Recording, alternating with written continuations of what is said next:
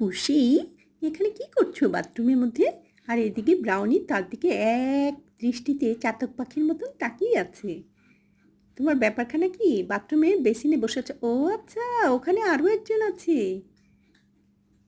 কি ব্যাপার? বাথরুমের মধ্যে উকিঝুঁকি চলছে। কি হচ্ছে এখানে?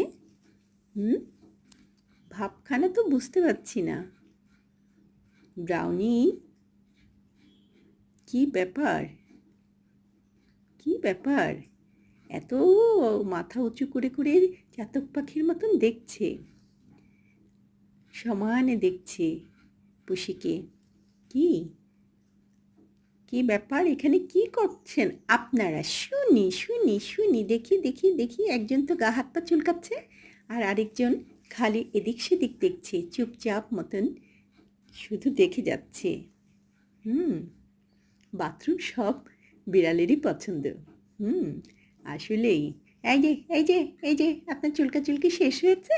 তাকান এদিকে। হুম, কি ব্যাপার? কি বলো বলো বলো, কি ব্যাপার পুষি? এখানে কি করছো?